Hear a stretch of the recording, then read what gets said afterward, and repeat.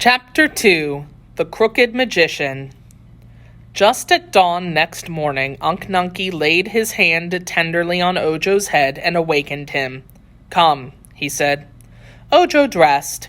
He wore blue silk stockings, blue knee pants with gold buckles, a blue ruffled waist, and a jacket of bright blue braided with gold. His shoes were of blue leather and turned up at the toes, which were pointed. His hat had a peaked crown and a flat brim, and around the brim was a row of tiny golden bells that tinkled when he moved. This was the native costume of those who inhabited the Munchkin country of the land of Oz, so Unc Nunkie's dress was much like that of his nephew. Instead of shoes, the old man wore boots with turnover tops, and his blue coat had wide cuffs of gold braid. The boy noticed that his uncle had not eaten the bread, and supposed the old man had not been hungry. Ojo was hungry, though, so he divided the piece of bread upon the table and ate his half for breakfast, washing it down with fresh, cool water from the brook. Unc put the other piece of bread in his jacket pocket, after which he again said as he walked out through the doorway, "Come." Ojo was well pleased. He was dreadfully tired of living all alone in the woods and wanted to travel and see people. For a long time he had wished to explore the beautiful land of Oz in which they lived. When they were outside, Unc simply latched the door and started up the path. No one would disturb their little house, even if anyone came so far into the thick forest while they were gone. At the foot of the mountain that separated the country of the Munchkins from the country of the Gillikins, the path divided. One way led to the left and the other to the right, straight up the mountain. Unc Nunkie took this right-hand path, and Ojo followed without asking why. He knew it would take them to the house of the Crooked Magician, whom he had never seen but who was their nearest neighbor. All the morning they trudged up the mountain path, and at noon Unc and Ojo sat on a fallen tree trunk and ate the last of the bread which the old Munchkin had placed in his pocket. Then they started on again, and 2 hours later came in sight of the house of Dr. Pipt. It was a big house, round, as were all the Munchkin houses, and painted blue, which is the distinctive color of the Munchkin country of Oz. There was a pretty garden around the house where blue trees and blue flowers grew in abundance, and in one place were beds of blue cabbages, blue carrots, and blue lettuce, all of which were delicious to eat. In Dr. Pipt's garden grew bun trees, cake trees, cream puff bushes, blue buttercups, which yielded excellent blue butter, and a row of chocolate caramel plants. Paths of blue gravel divided the vegetable and flower beds, and a wider path led up to the front door. The place was in a clearing on the mountain, but a little way off was the grim forest which completely surrounded it.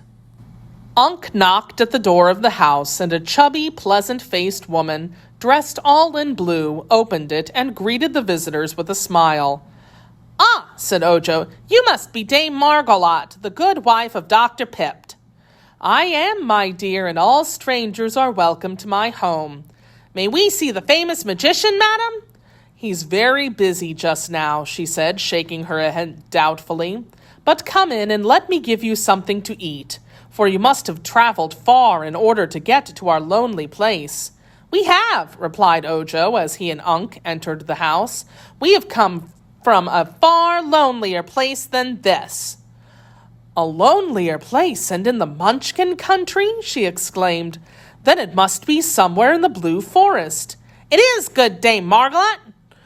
"Dear me," she said, looking at the man. "You must be Unc Nunkie, known as the Silent One." Then she looked at the boy. "And you must be Ojo the Unlucky," she added. "Yes," said Unc. "I never knew I was called the Unlucky," said Ojo soberly. "But it really is a good name for me." "Well," remarked the woman as she bustled around the room and set the table and brought food from the cupboard, "you were unlucky to live all alone in that dismal forest, which is much worse than the forest around here. But perhaps your luck will change now you are away from it.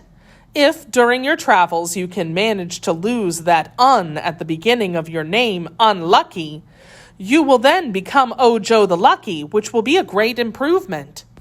How can I lose that un, Dame Margolot? I do not know how, but you must keep the matter in mind, and perhaps the chance will come to you, she replied. Ojo had never eaten such a fine meal in all his life. There was a savory stew, smoking hot, a dish of blue peas, a bowl of sweet milk of a delicate blue tint, and a blue pudding with blue plums in it. When the visitors had eaten heartily of this fare, the woman said to them, "Do you wish to see Dr. Pipt on business or for pleasure?" Unc shook his head. "We are traveling," replied Ojo, "and we stopped at your house just to rest and refresh ourselves. I do not think Unc Nunkie cares very much to see the famous crooked magician, but for my part I'm curious to look at such a great man." The woman seemed thoughtful. "I remember that Unc Nunkie and my husband used to be friends many years ago," she said, "so perhaps they will be glad to meet again. The magician is very busy, as I said, but if you will promise not to disturb him, you may come into his workshop and watch him prepare a wonderful charm." "Thank you," replied the boy, much pleased. "I would like to do that." She led the way to a great domed hall at the back of the house, which was the magician's workshop. There was a row of windows extending nearly around the sides of the circular room, which rendered the place very light, and there was a back door in addition to the one leading to the front part of the house. Before the row of windows, a broad seat was built, and there were some chairs and benches in the room besides. At one end stood a great fireplace in which a blue log was blazing with a blue flame, and over the fire hung 4 kettles in a row, all bubbling and steaming at a great rate. The magician was stirring all 4 of these kettles at the same time, 2 with his hands and 2 with his feet, to the latter wooden ladles being strapped, for this man was so very crooked that his legs were as handy as his arms.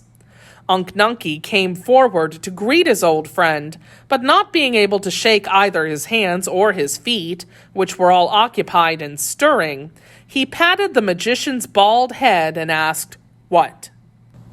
"Ah, it's the Silent One," remarked Dr. Pipt without looking up, "and he wants to know what I'm making.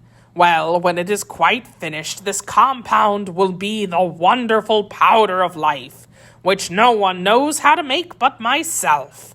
Whenever it is sprinkled on anything, that thing will at once come to life, no matter what it is. It takes me several years to make this magic powder, but at this moment I am pleased to say it is nearly done. You see, I am making it for my good wife Margolot, who wants to use some of it for a purpose of her own. Sit down and make yourself comfortable, Unc Nunkie, and after I've finished my task, I will talk to you." "You must know," said Margolot, when they were all seated together on the broad window seat, "that my husband foolishly gave away all the powder of life he first made to old Mombi the witch, who used to live in the country of the Gillikins to the north of here. Mombi gave to Dr. Pipt a powder of perpetual youth in exchange for his powder of life, but she cheated him wickedly, for the powder of youth was no good and could work no magic at all." "Perhaps the powder of life couldn't either," said Ojo.